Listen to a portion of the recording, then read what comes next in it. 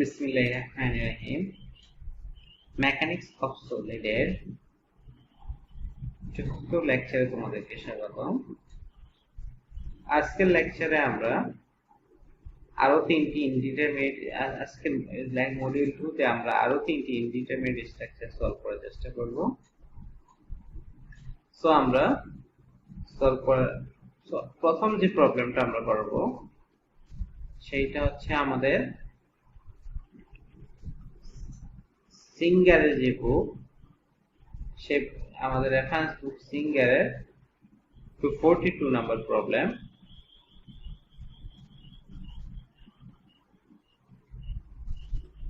তো আমরা যদি প্রশ্নটা দেখার চেষ্টা করি,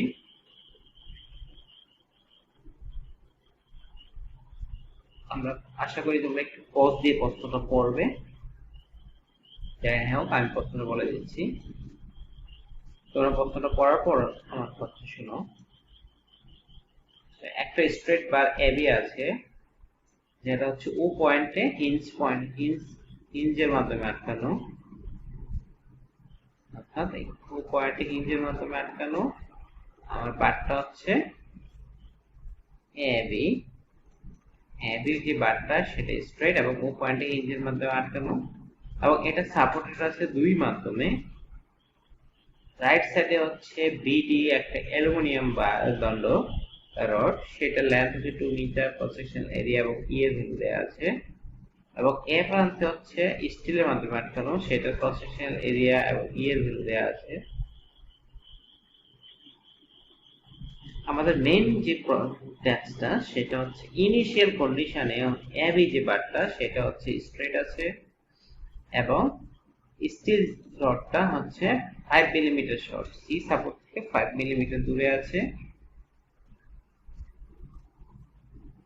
আমাদের ট্যাক্স হচ্ছে আমরা স্টিলকে টান দিয়ে অর্থাৎ টেনশন দিয়ে আমরা এটাকে সি সাপোর্টে নিয়ে আসতে হবে। দেন আমাদের অ্যালুমিনিয়ামে কি পরিমাণ স্ট্রেস আসবে আমরা একটু বোঝার জন্য বলি। আমরা সহজে বুঝতে পারতেছি, যখনই আমার স্টিলকে টান দিয়ে সি পয়েন্টে নিয়ে আসবো তখন হচ্ছে কি আমার অ্যালুমিনিয়ামও টান পড়বে এবং ইনিশিয়াল যে হরিজন্টাল কন্ডিশন, এই কন্ডিশন থেকে এবি বিমের নতুন পজিশন চলে আসবে এরকম, তাই না?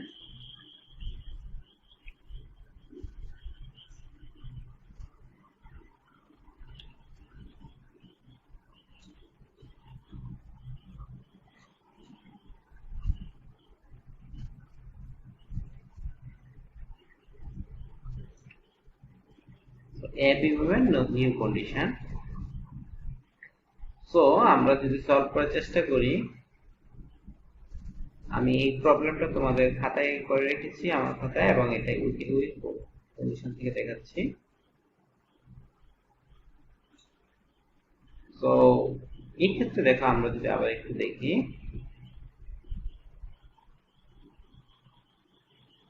দেখো আমাদের অ্যালুমিনিয়ামের যে প্রান্তটা সেটা লেন্থ দেয়া আছে 2 মিটার। সো এবং স্টিলের প্রান্তটা হচ্ছে সাপোর্ট থেকে 5 মিলিমিটার দূরে। সো স্টিলের লেন্থ হবে 2 metre, that is 2000 millimeter minus 5, that is 1995 millimeter। এই কন্ডিশন। এবং আমরা আরেকটু শর্ত খেয়াল রাখতে হবে, যেটা হচ্ছে আমাদের যখনই বস্তুটা স্টিলের টেনশন দেওয়া হবে তখনই তার ডিফ্লেট শেপ হবে এরকম, যেটা একটু বলছিলাম। সো এখন দেখো আমাদের যে আলটিমেটলি যখন স্টিলটা আমার সি সাপোর্টে চলে আসবে তখন হচ্ছে আমার দুইটা মাধ্যমে, এই পুরোটাই কিন্তু আমার কি স্টিল ইলাস্ট্রেশনের মাধ্যমে 5 মিলিমিটার আসবে না, যেহেতু টেনশন দেওয়ার ফলে অ্যালুমিনিয়ামও টেনশন পড়বে। অ্যালুমিনিয়ামে টেনশন করার পর অ্যালুমিনিয়াম হচ্ছে কি কিছুটা ইলংগেট হবে, তাই না? অর্থাৎ বি পয়েন্টটা যখন আমরা বলছি বি পয়েন্টটা বি প্রাইম পয়েন্টে চলে যাবে, দ্যাট ইজ অ্যালুমিনিয়াম পয়েন্টটা এই পজিশন, এই যে বিটা বি প্রাইমে চলে যাবে। এই ডেল বি যে ইলংগেশন, এই ইলংগেশনটা আসলে কি অ্যালুমিনিয়ামের ইলংগেশন। সো এই অ্যালুমিনিয়ামের ইলংগেশন এই পয়েন্টে ইলংগেশন হলে এ পয়েন্টকে একটু লিনিয়ারলি নিচে দিকে নিয়ে আসবে এবং সেটা হচ্ছে আমার, অর্থাৎ এ পয়েন্ট তার অরিজিনাল পজিশন থেকে নতুন এ পজিশনে চলে আসবে এ প্রাইম। এই যে নতুন পজিশনে চলে আসলো এ পয়েন্টটা, এ পয়েন্টের নতুন পজিশনে চলে আসছে, অর্থাৎ ডেল এর পরিমাণ সে নিচে চলে আসে। সো এখন যদি আমার স্টিল বারটাকে সি সাপোর্টে টাচ করতে হয়, টোটাল 5 মিলিমিটার যে নিচে চলে আসবে, এটা দুই মাধ্যমে আসবে।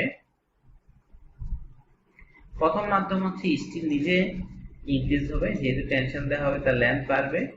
আর দ্বিতীয় মাধ্যম হচ্ছে এ পয়েন্টটা নিচে চলে আসবে। সো আমরা দেখি। সো শুরুতে আমরা পি স্টিল এবং পি অ্যালুমিনিয়ামের মধ্যে একটা রিলেশন বের করার চেষ্টা করব। সো এই ক্ষেত্রে দেখো, আমরা যদি ও পয়েন্টটা, যেহেতু hinge roller support, pin support, so O পয়েন্টে মুভমেন্ট 0। ও পয়েন্টের সাপেক্ষে যদি ক্লকওয়াইজ পজিটিভ ধরে আমরা মুভমেন্ট নেই, তারপরে দেখা যাচ্ছে, তাহলে দেখা যাবে পি অ্যালুমিনিয়ামটা হচ্ছে ক্লকওয়াইজ এবং লেন্থ হচ্ছে 1.5, এবং পি স্টিলটা 0.75। এই লেন্থ দুটো আমাদের কোশ্চেনে দেওয়া আছে। সো এই কন্ডিশন থেকে আমরা একটা রিলেশন পাবো, P steel P aluminium equal to half of P steel. Then আমরা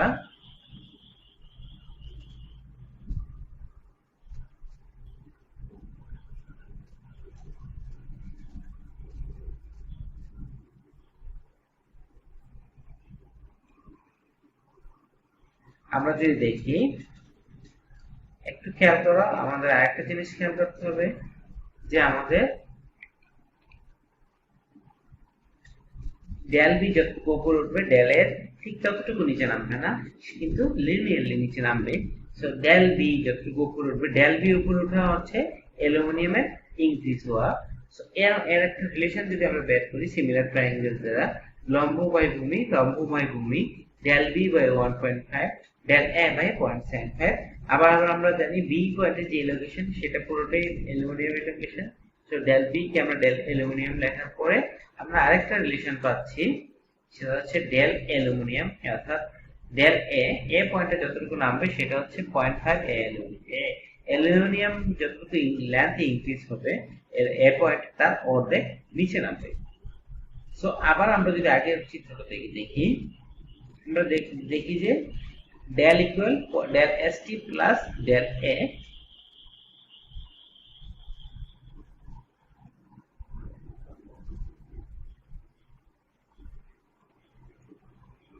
চিত্রটা দেখো, এই ক্ষেত্রে দেখো, আমাদের শুরুতে বলেছিলাম যেটা আমাদের মেইন কনসেপ্টে ছিল এটা।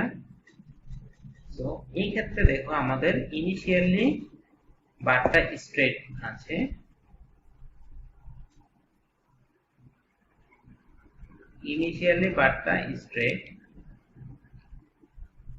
যখনই সে ইনক্লাইন হয়ে যাবে এবি বারটা, তখন হচ্ছে সে, যেহেতু এইখানে রুলার থাকার ফলে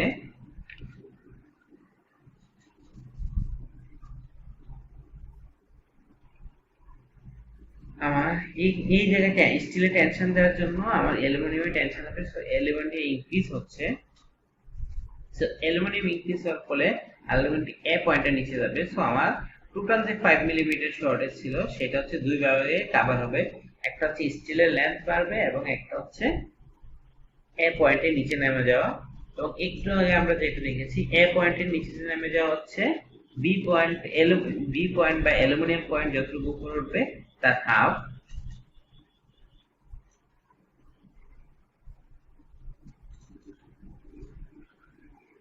সো আমরা যে রিলেশনটা লিখতে পারি, del equal del S T plus del A, অর্থাৎ টোটাল যে 5 মিলিমিটার তার দুই ভাগে কভার হবে স্টিলের ইলংগেশন এবং এ পয়েন্টের নিচে নেমে যাওয়া। আবার আমরা জানি এ পয়েন্টের নিচে নেমে যাওয়া হচ্ছে 0.5 এ অ্যালুমিনিয়াম।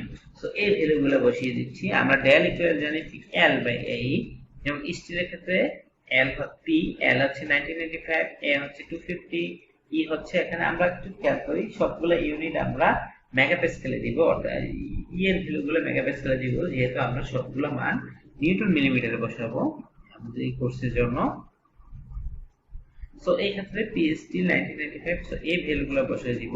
আর 0.5 অ্যালুমিনিয়ামের ক্ষেত্রে আমরা সিমিলারলি অ্যালুমিনিয়ামের যে বৈশিষ্ট্যগুলো ল্যান্ড টু মিটার অর্থাৎ 2000 মিলিমিটার, এবং এই বৈশিষ্ট্যগুলো বসানোর পর আরেকটা জিনিস আমরা দেখতে পারি, আমরা শুরুতে দেখেছি P aluminium equal to 0.5 P still.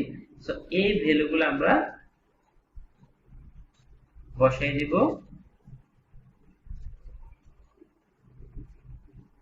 এই ভ্যালুগুলো বসানোর পর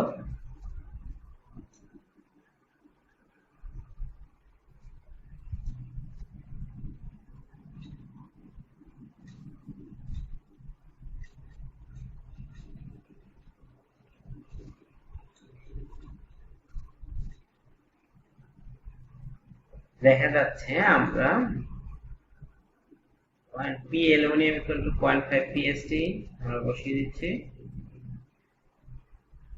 এই মানগুলো থেকে পি স্টিলের ভ্যালু আসতেছে 78,481 নিউটন। সো আমাদের যেহেতু দরকার অ্যালুমিনিয়ামে কি পরিমাণ স্ট্রেস আছে, সো আমরা পি অ্যালুমিনিয়াম ইকুয়াল টু হচ্ছে 0.5 পি স্টিল। সো এই ভ্যালু থেকে আমরা পি অ্যালুমিনিয়াম পাচ্ছি 39,240।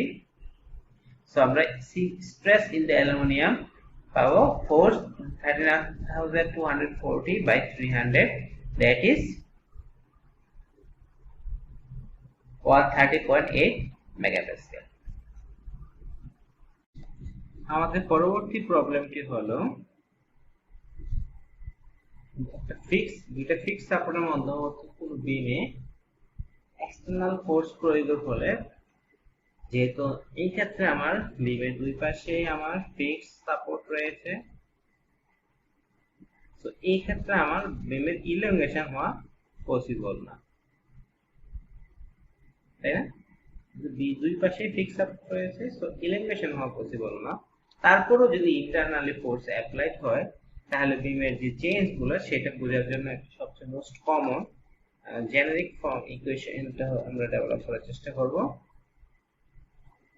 তো এই ইকুয়েশন যদি আমরা ডেভেলপ করার চেষ্টা করি, দেখা যাচ্ছে আমাদের এই কোশ্চেনটি হচ্ছে a homogeneous rod of constant cross section, that is A is constant, is attached to unyielding supports. তো দুটো unyielding supports রয়েছে, এগুলো হচ্ছে unyielding means no elongation হবে না।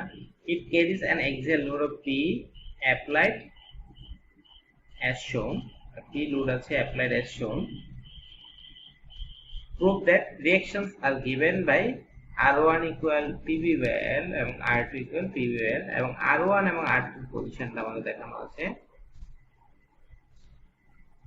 এটা হচ্ছে R1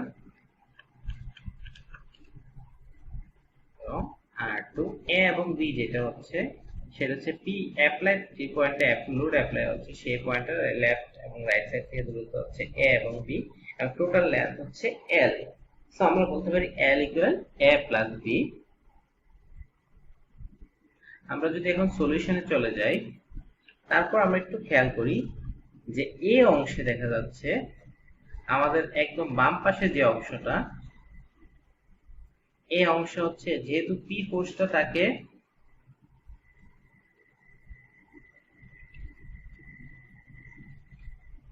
এইভাবে কি ইলংগেট করতেছে, পি ফোর্সটা কাজ করতেছে এই পয়েন্টে। সো আলটিমেটলি এই যে অংশটা, প্রথম অংশ, আমরা এটাকে এক নাম্বার এলিমেন্ট দিয়ে প্রকাশ করব। সো প্রথম অংশটা আলটিমেটলি টেনশনে থাকবে, যেহেতু তাকে এখানে স্ট্রেস করা হচ্ছে, টান দেওয়া হচ্ছে, সো রিঅ্যাকশনটাও লেফটওয়ার্ড থাকবে। এবং দ্বিতীয় যে পোরশনটা,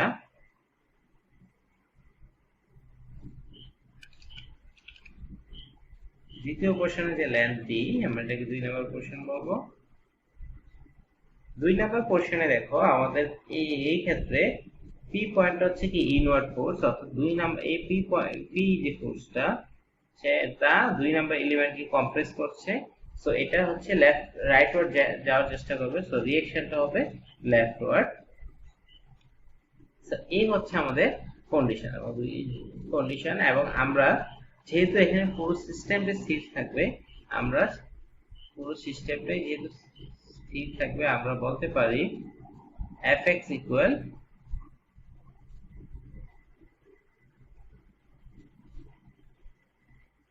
সামেশন অফ, যেহেতু পুরো সিস্টেমটা ঠিক থাকবে, একই জায়গায় থাকবে, সো আমরা বলতে পারি summation of fx equal 0,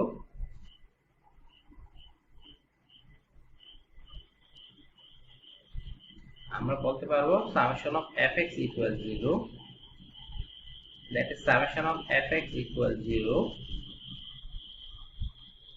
summation of fx যদি 0 হয় তাহলে আমরা যদি ফিগারে লক্ষ্য করি যে r1 টা leftward, so minus r1, p ফোর্সটা rightward, so plus p, আবার leftward r2, so minus r2, so এই সামেশন থেকে আমরা চেঞ্জ করে পেলাম r2 equal p minus r1, so এটাকে আমরা এক নাম্বার ইকুয়েশন দ্বারা প্রকাশ করে রাখলাম। এক নাম্বার ইকুয়েশন আমরা জানলাম r2 equal to p minus r1। Next দেখো আমাদের মেইন অংশ চলে আসছি, বেসিক কনসেপ্ট, যে এই অঙ্কের ক্ষেত্রে আমাদের এলিমেন্ট, যদিও কি আমার এলিমেন্ট দুইটা ফিক্সড সাপোর্টের মধ্যে আছে, সো কোন আলটিমেট সামেশন অফ এলিমেন্টে আমাদের টোটাল ইলংগেশন 0 হবে, বাট ইন্ডিভিজুয়ালি আমরা দেখতেছি একটা এলিমেন্ট 1 টেনশনে আছে এবং এলিমেন্ট 2 কম্প্রেশনে আছে। সো এই যে দুইটা এলিমেন্টের মধ্যে আমাদের কিছু ক্যালকুলেশন দেখতে হবে। ইনিশিয়ালি দেখি আমরা দেখি এখানে এলিমেন্টটা, প্রথম এলিমেন্টটা এরকম হয়, অর্থাৎ এই অংশ হয়। এক নাম্বার এলিমেন্টের অবস্থা যদি আমরা দেখি, এক নাম্বার এলিমেন্টটা আছে টেনশনে, সো যেহেতু টেনশনে আছে, সো টেনশন থাকার ফলে কি তার দৈর্ঘ্য বৃদ্ধি পাবে এবং তার দৈর্ঘ্য বৃদ্ধি পেয়ে আসলে চলে যাবে এই কন্ডিশনে। তাহলে এক নাম্বার এলিমেন্টে আমরা দেখলাম del1 দৈর্ঘ্য বৃদ্ধি পাচ্ছে, তাই না, যেহেতু টেনশন ফোর্স থাকার ফলে del1 বৃদ্ধি পাচ্ছে। তাহলে কিন্তু দেখো দুই নাম্বার এলিমেন্ট যেটা, এটা কম্প্রেশনে আছে, সো এটা আসলে কি একই পরিমাণ, এক যেহেতু আমার সাপোর্ট দুইটা ফিক্সড, এক নাম্বার এলিমেন্ট যে পরিমাণ দৈর্ঘ্য বৃদ্ধি পাচ্ছে, দুই নাম্বার এলিমেন্ট একই পরিমাণ দৈর্ঘ্য বৃদ্ধি হ্রাস পাবে। অর্থাৎ এই যে অংশটা একই এলুঙ্গেট হওয়ার জন্য যে জায়গাটা ছেড়ে দিতে হবে, যদি আমরা ধরি যে এই জায়গাটা ছেড়ে দিল, অর্থাৎ একই এলুঙ্গেট হওয়ার সুযোগ দিল, একই এলুঙ্গেট হওয়ার জন্য যদি বি সুযোগ দিয়ে থাকে, তাহলে এর যে পরিমাণ এলুঙ্গেট হবে, বি যেহেতু ওই পরিমাণ জায়গাটা ছেড়ে দিয়েছে, তো ওই পরিমাণ সংকোচন হবে। So ultimately length change of element 1 and length change of element 2 is same. So এটা আমরা লেখা হয়েছে del1 ইকুয়াল del2, যেহেতু দুইটা সেক্ষেত্রে আমরা del1 equal to pl by a এবং pl বাই e, এক্ষেত্রে এক নাম্বার এলিমেন্টের জন্য এখানে 1 লেখা হয়েছে এবং দুই নাম্বার এলিমেন্টের জন্য এখানে 2 লেখা হয়েছে।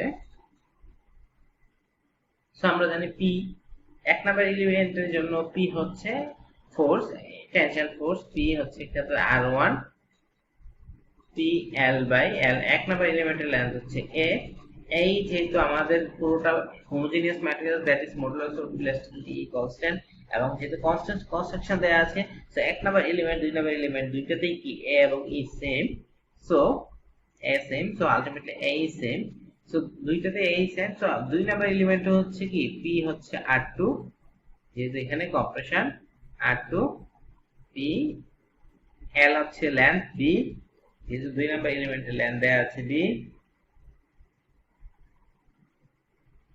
a, so ultimately r1a equal to r2b, r1a equal to r2b। so এই ক্ষেত্রে আমরা যদি r1a equal to r2b, r2b আমরা একটু আগে দেখেছি r2b equal, r2b কে আমরা লিখতে পারি p, r2 equal to p minus r1, so r2 কে যদি আমরা p minus r1 হিসেবে লিখি, আর সো pb minus r1b, এবং চেঞ্জ করে আমরা পেলাম r1 into a plus b equal pb, এবং a plus b equal যেহেতু কি l, সো আমরা লিখতে পারি r1 equal pb by l। আবার আমরা জানি r2 equal to p minus r1, এবং p minus r1 এর ভ্যালু আমরা যদি pb by l করে দেই, তাহলে আলটিমেটলি থাকতেছে pl minus pb, that is p common নিলে l minus b, so p into l minus b by l, that is l minus b কে আমরা লিখতে পারবো a, আলটিমেটলি এটা আসবে আমাদের pa by l, যেহেতু l minus b total length minus b equal to a, so ultimately result হচ্ছে এটা। অর্থাৎ আমাদের ইকুয়েশনে যেটা বলা হয়েছে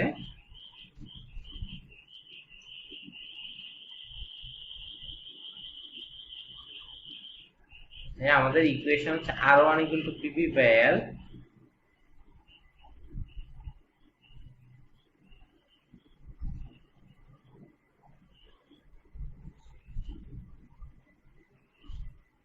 r1 equal to pb by l এবং r2 equal to pa by l, এটা আমরা প্রুভ করতে পেরেছি।